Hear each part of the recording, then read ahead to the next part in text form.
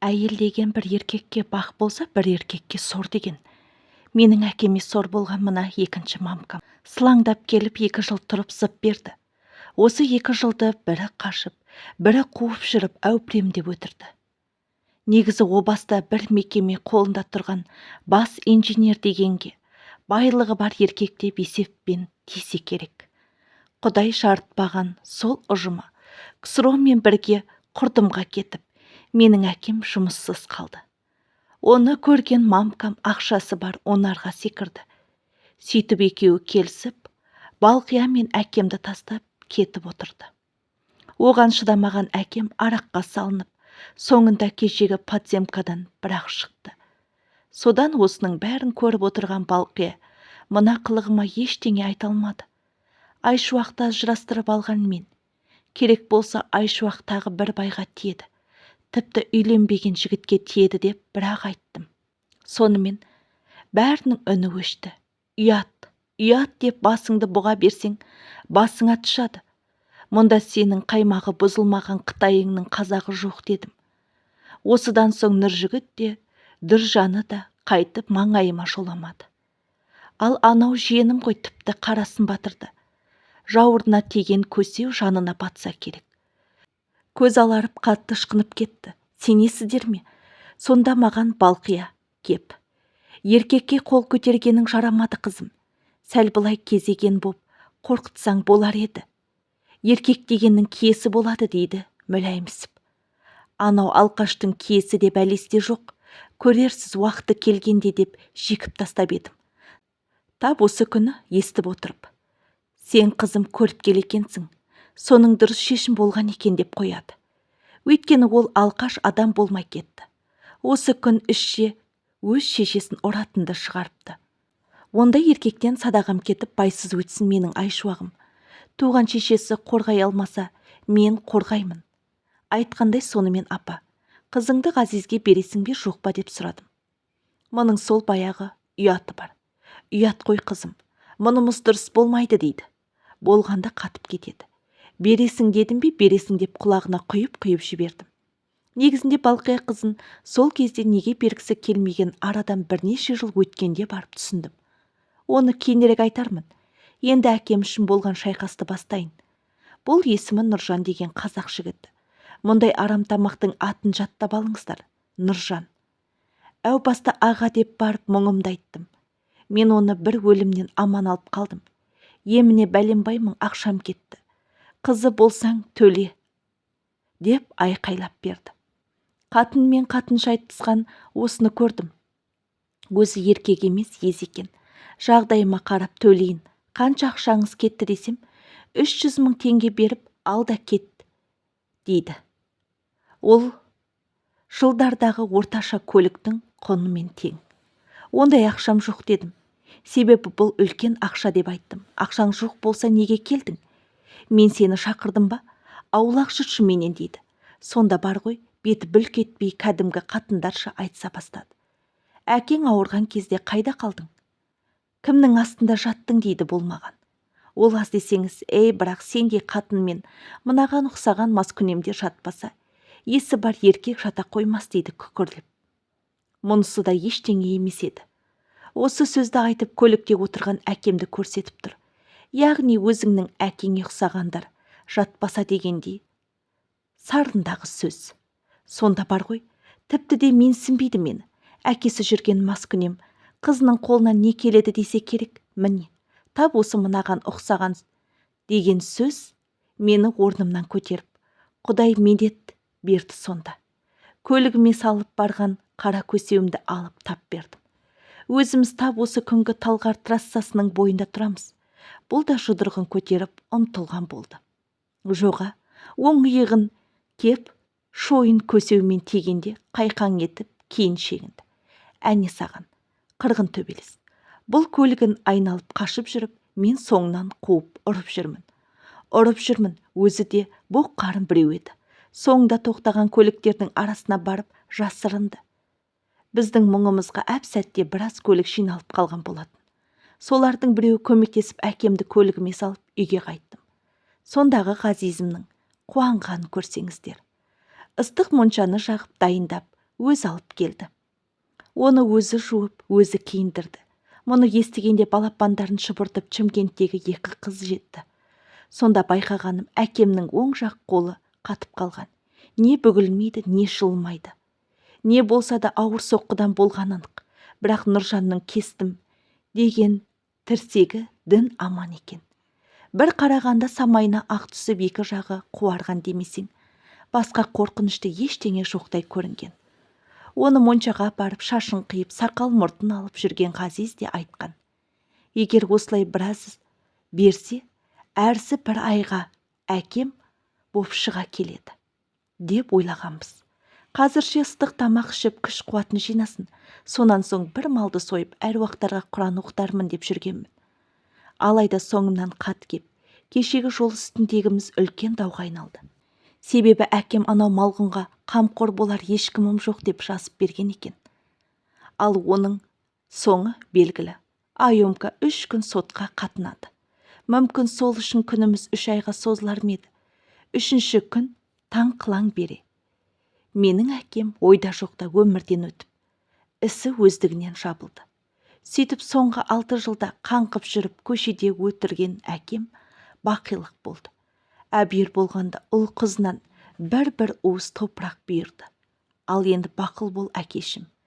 Өтінерім, бұл дүниеде бағаламаған анамды, о дүниеге бағаласаң болды.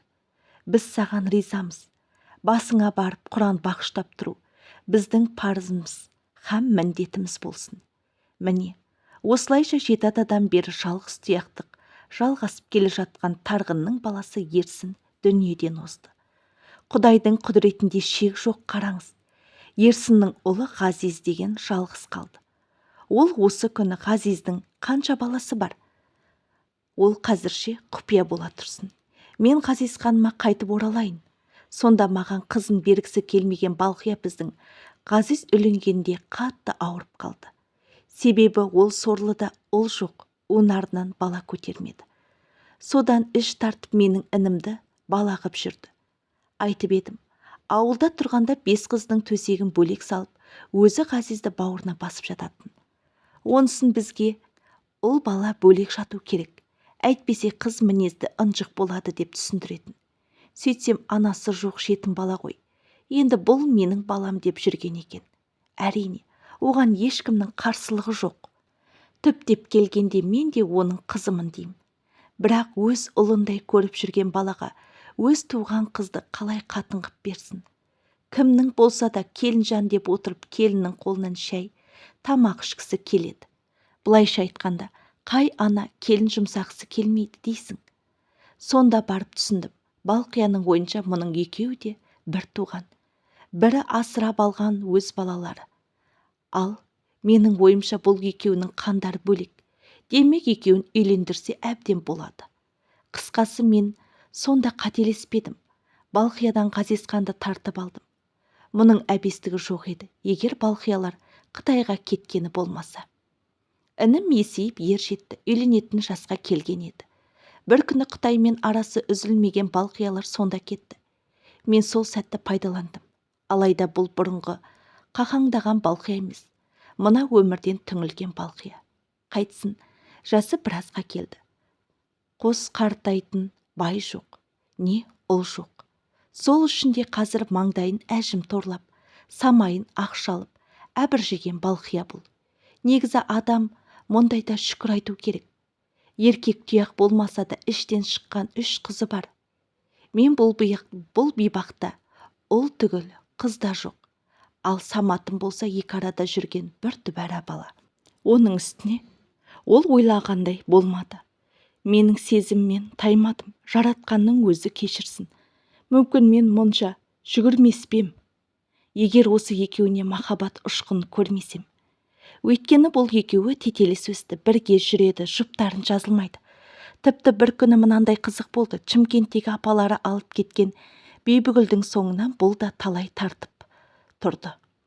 Сөйтіп, бір аптадай бірге жүріп екеуі бірге келді. Сыртта естуімше мен сені Шымкенттің жігіттерінен қызғанып келдім депті. Қызғанбай қайтсын, кезінде 2 қызымды бірдей қағып кеткен бұл да біледі. Демек мұнысы жайдан жай емес. Ғазизханды қорғағысы келіп әдейі барды. Әйтпесе бұл сонау 10-да оқитын кезі. Сонда бұларды айыруға бола ма? Керісінше қосқан жақсы деп Балқияны тыңдамағаным сол еді. Енді екеуінің оқуы осы Алматыдағы бір университетте бірге барып, бірге кеп жүре берді. Бірақ бұл екеуі танымайтындар үшін жарасымды жұп, танитындар үшін екі саудагердің бала бауырлары. Ал біз үшін кім? Соны анық білмеймін. Сіздер айтқандарыңызды, сонымен Алматының қақ ортасында дүркіреген той басталды. Ақ тілегімді жаудырып жатып, қыздың атына келгенде мүдірдім. Сонда менің ойымда не деп айтамын? Келім десем бекен деп қоям. Оныма Ғазизханым өкпелеп қалама деп тағы бір ойлайым. Өйткені осы тойдың әлегімен жүгіріп жүріп ештеңе ойламаппын. Мен, енді Балқияда сол.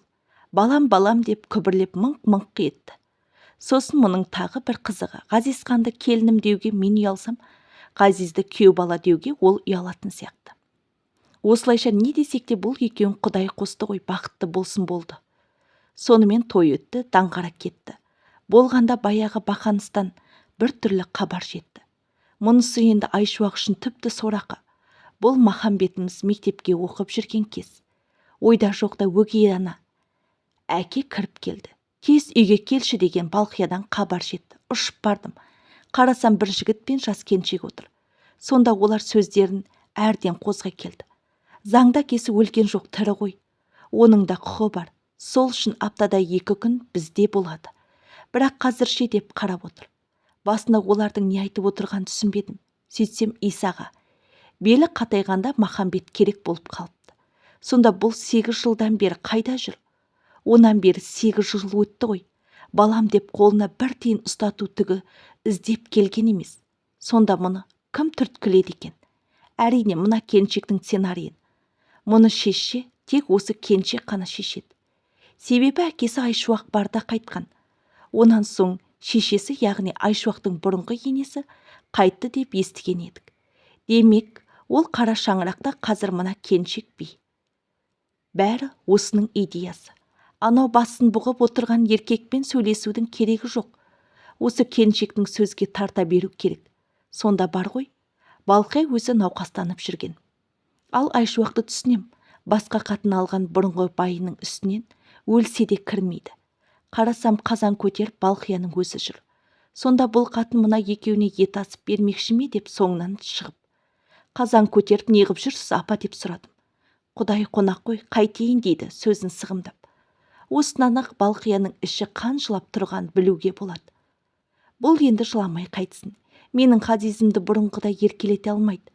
Онан кейінгі алданышы мына Махамбет еді. Мұның да әкесі келіп дауласып отыр. Құдай сірә қатынның бағын ашпаса ашпайды екен ғой. Балқия осындай бейбақ еді. Оның үстіне менің де жүрісім мынау. Өгізге туған күн бұзауға да туады. Қашан болмасын. Самошты келіп алып кетеді. Бірақ мен соған дайын боп жүрмін. Іштей өз-өзімді дайындап жүрмін. Қолдан келер қайран жоқ.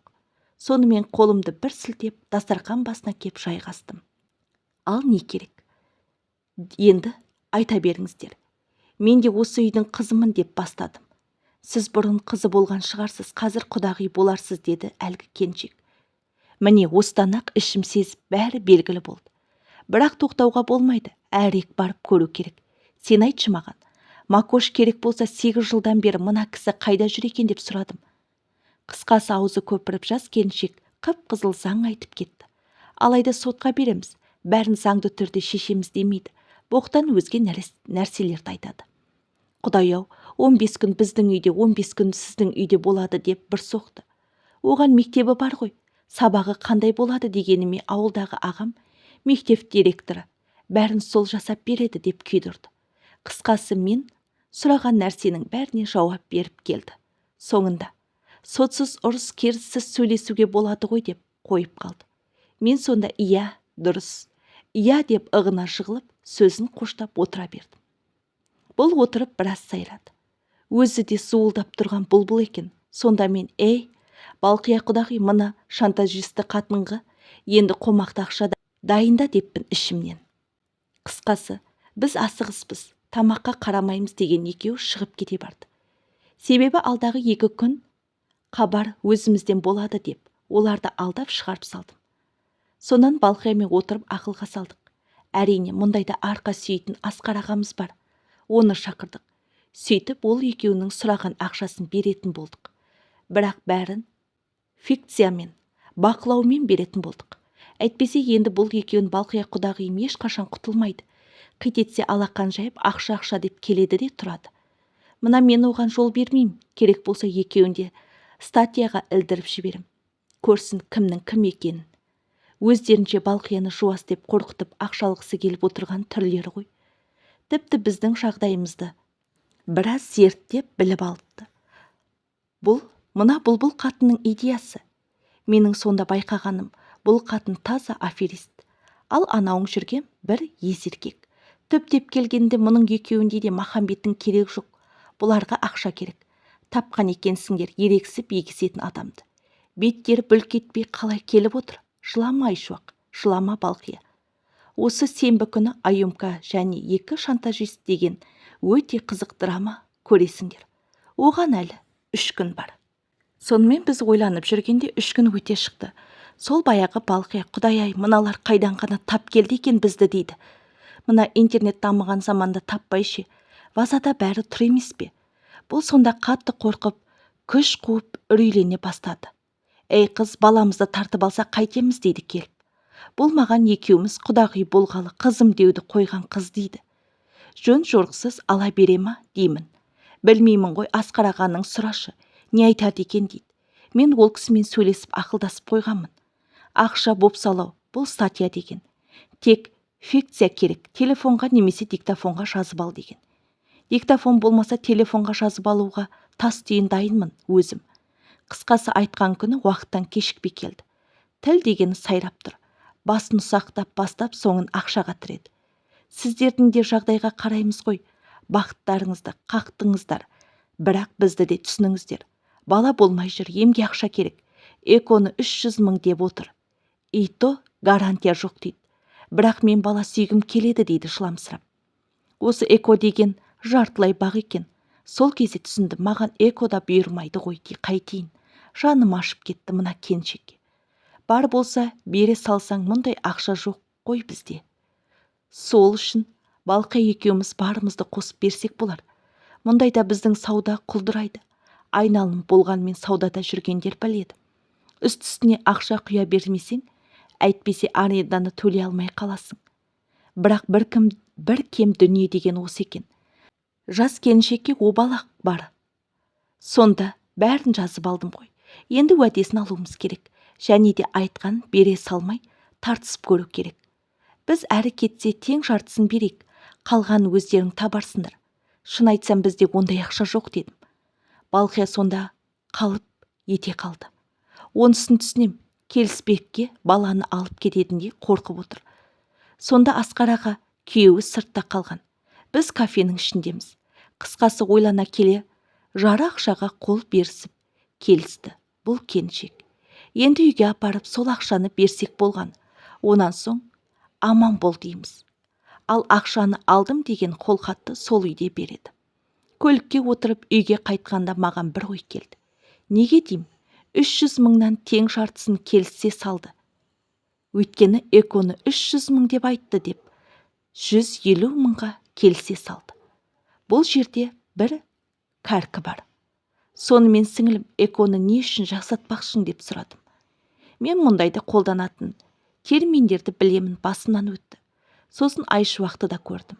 Адам білмейтін медициналық терминдер бар. Тым болмаса содан біреуін айтса деймін. Бұл қыз түк те айта алмады. Тіпті қай больница екен де айтпай қойды. Мұнысын жеке клиника және де құпия деп түсіндірді. Жарайды, оған да көндік. Ал енді бізге қолхат керек. Ақшаны алдық деген ақшаңыз міне. Сосын басқа ақшаға сұрап келмеймін деп жазып қол қойып беруіңіз керек. Сонымен бітті. Кенжек жалма жан жазып қолды қойып жібергенде Балқия ақшаны алдына қойды. Осындай ың-шызсыз біткен іс жақсы ғой. Енді осымен жолдарыңыз болсын, аман болыңыздар.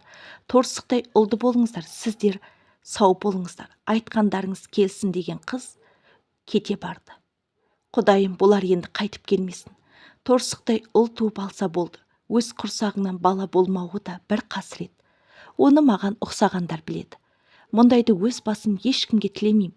Қыз баласымен бақытты, баласымен ана атанады. Кейде осы бармақтай бақтың бұйырмайтыны бар. Мұндайда көнесің, басқа амал жоқ. Не болса да сол қыз ақшаны алып жоқ болды. Онан бері 5 ай өтті, хабар жоқ. Өзім қоңырау соғып көргім келді. Бірақ нем бар деймін. Оның үстіне өз келінім 2 қабат. Бұл енді төбемнің 2 елі көкке жетпей қалғаны. Құдай қаласа біздің үйде үлкен той болады. Мұндай той бұрын соңды болмаған той.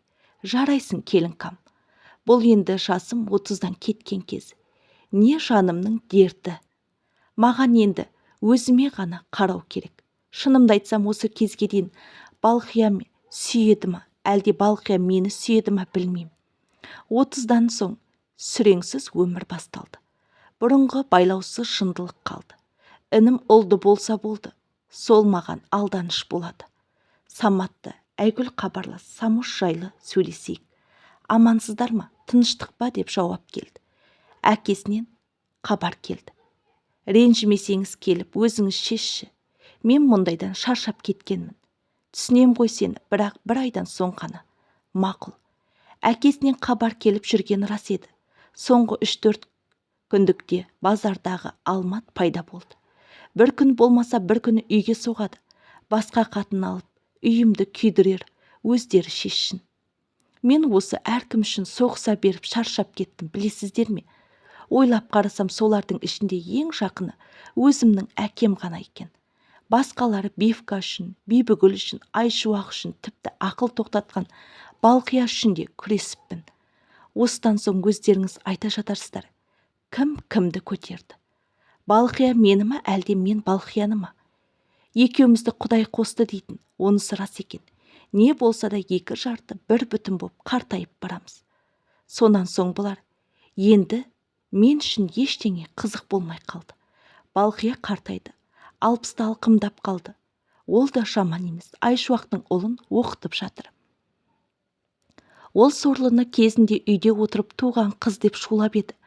Байдан қайтқан қыз деп табалап, көзіңді құрт деп тағы 1 айға бір байға зорлап беріп еді. Енді соның бәрін ұлынан үміт күтіп отыр. Мына мен де құр қалмадым. Әркімнің баласына бір таласып жүріп, Ғазиздің ұлын құшағыма бастым. Ал көкейімдегі кірбің кетпей, жанымды жай жейтін Айгүлдің баласын өзім шақырып беріп жібердім. Бірақ өкініштісі сол, өзі кәріске тиіп, бала елде қалды. Айта берсем тағы еркек жамандағандай болам. Алмат баланы соттан жеңіп алғанмен, 3-ші қатын балаға қарамайды. Сөйтіп сотқа құдіреті жеткен Алматтың қатынына құдіреті жетпеді. Осы күн бала оқуда, қоңырауын естісем, жүрегім су ете қалады. Кісінікі кіршіл келеді дегені бар. Жақын тартуға тағы қорқам. Әйтпесе телефон әпергем, ай сайынғы балансы менен. Міндет қылғандай болмайын, киімді де әперем.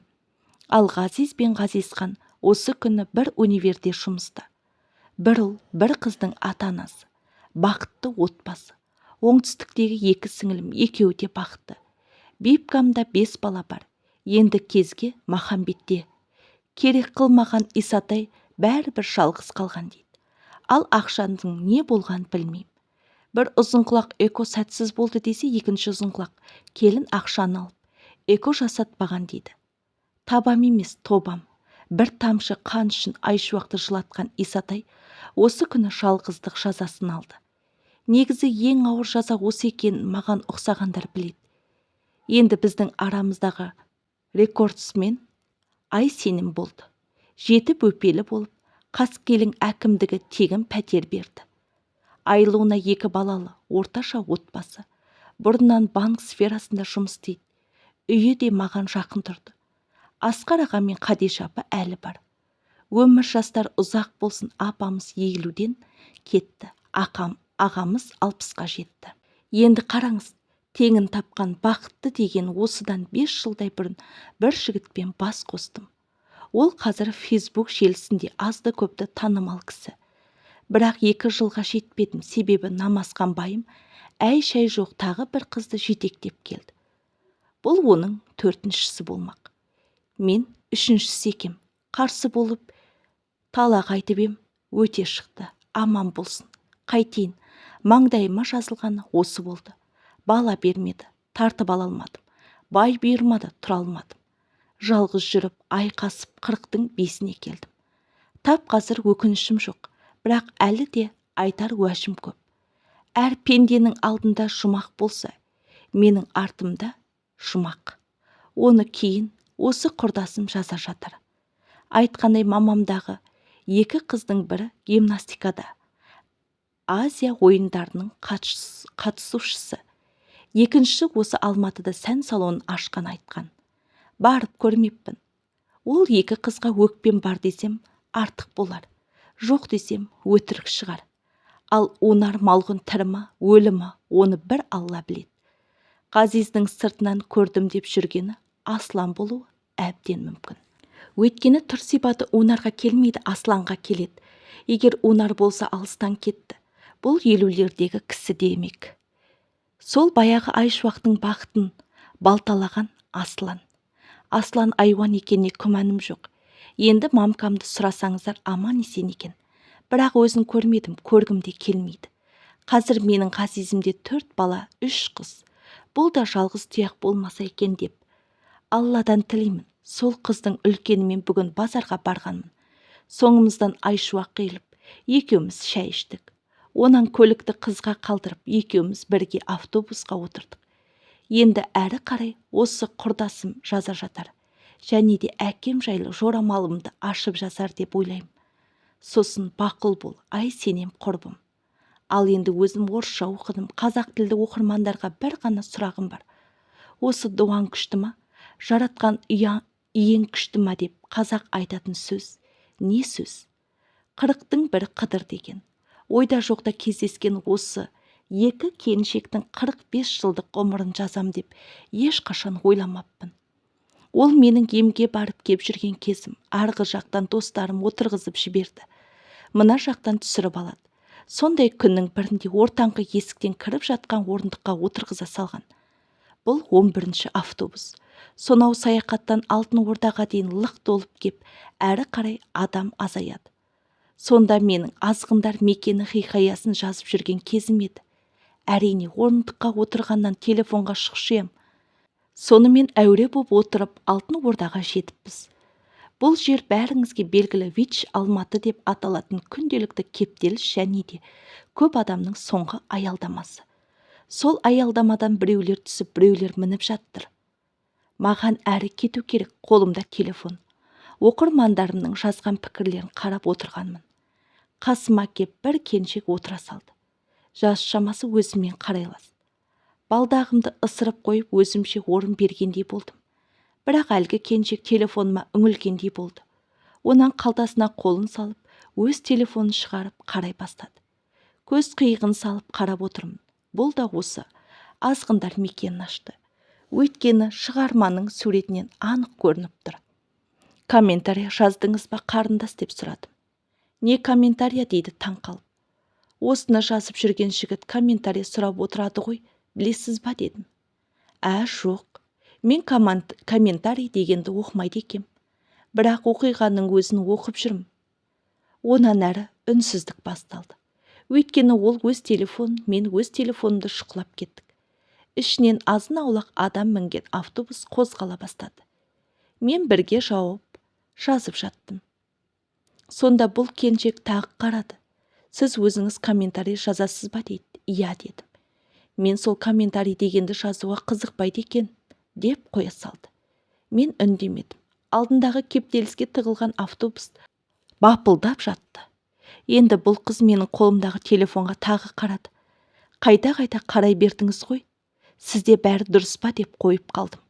Сөйтсем, мына балдақ сіздікі ма дейді. Иә дедім.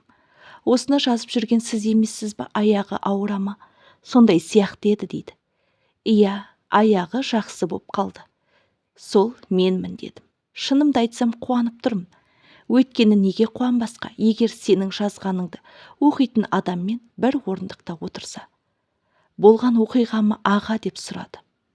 Иә, болған. Астанада болған оқиға деп жауап бердім. Енді бізге тұрып тағы бір келіншек қосылды. Менімен амандасып қойып құрбысының телефонына үңілді. Сонда екеуі сыбырласып алып, айтатын болсақ бізде оқиға жетеді. Бірақ мен қазақша оқымаймын, деді тұрып тұрғаны. Оған енді отырған. Айтасың ба Аюмка деп сұрады. Қызық болса айтайын. Себебі осындай қызық оқиға, қияли тағдырларды іздеп жүрмін. Оным болашақта бір әңгімеге арқау болар деген оймен. Өйткені енді маған не қалды? Денсаулық жоқ, жұмыс жоқ.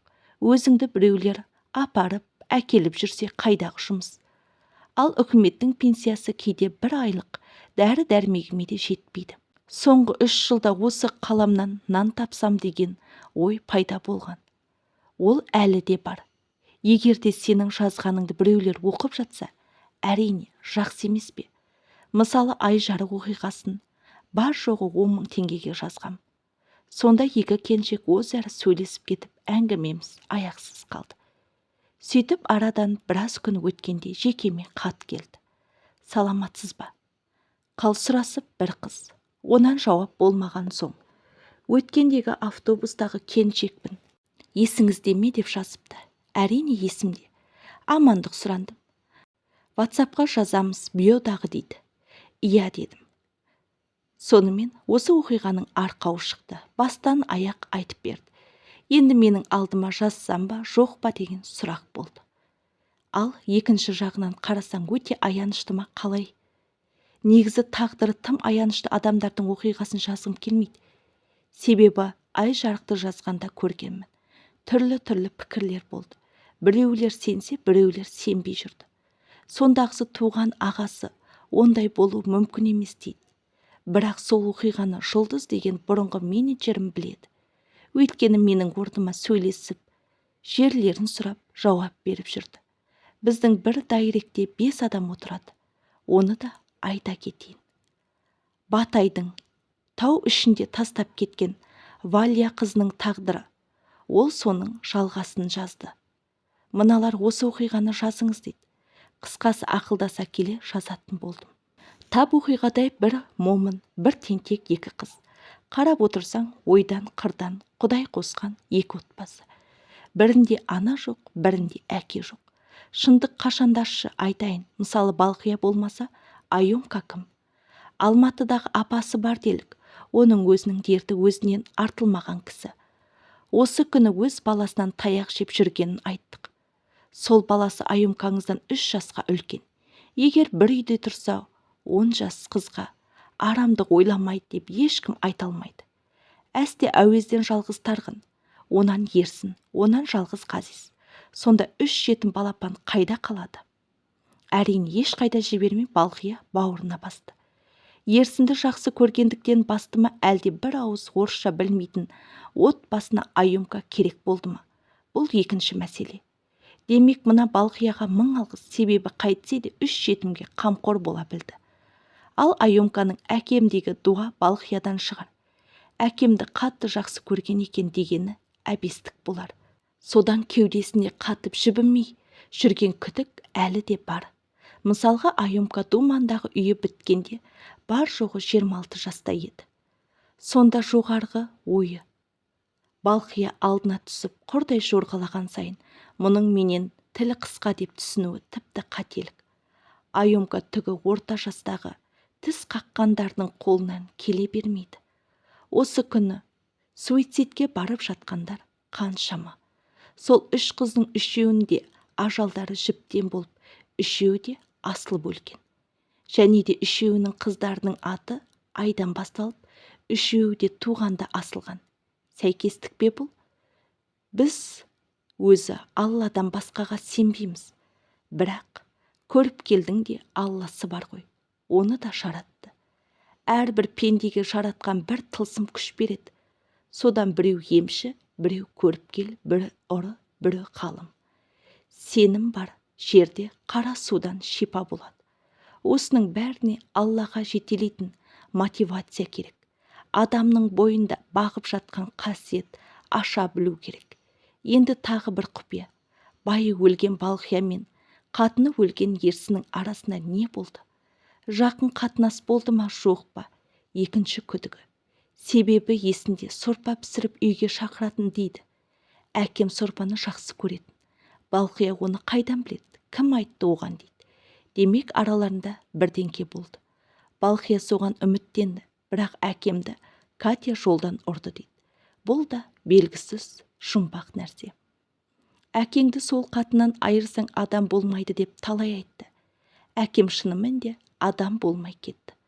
Соған қарағанда өзі дуалап жіберіп, өзі сенімді түрде айтты ма екен. Балқия осы 3 жетімді желеп жүрсін деп жәбірейлінің жіберген қамқоршысы. Шынында да пенденің адасуы түк емес. Ерсіннің екінші әйелін қатты жақсы көрген анық. Содан ол онармен кетіп отырғанда кеудесіндегі күйікті арақпен басты. Меніңше тап солай. Бітті. Бұл жерде басқа түк те жоқ. Себебі жақсы көрген қатынның бөтен еркекпен құшақтасып кете бару әрбір еркек үшін қасірет. Енді қазіргі Айымкаңыз тіпті басқаша. Қанша жерден өмірімен қатал болуға тәрбиеленді. Қаталдығым сонан болар десе Айымкаңыз ұрып тұрған мінез бар. Кәдімгі базардың көпті көрген көкжал қатыны. Енді көріп кел демекші, бір көріп келді таним. Басқаларды қайдам, өз басым сендім оған. Көкейінде жұмбақ боп қалмасын, хабарласып көр деп номерін бердім. Ертесіне жауабын жазды. Ешқандай да дуа көріп тұрғаным жоқ. Және де ешқашан өлген адам жайлы сұрама. Әруағы тыныш қой деп айтты дейді. Енді не айтсың десем, даже не знаю дейді. Осымен егіз ғұмыр бітті. Сіздерді қайдам, өз басым Балқияға мың алғыс деймін. Айтқандай, осы Балқия мені жақында тамаққа шақыру әбден мүмкін. Негізі Балқия емес, Айшуақ шақырамыз деп жүр. Барып жатсам айтармын.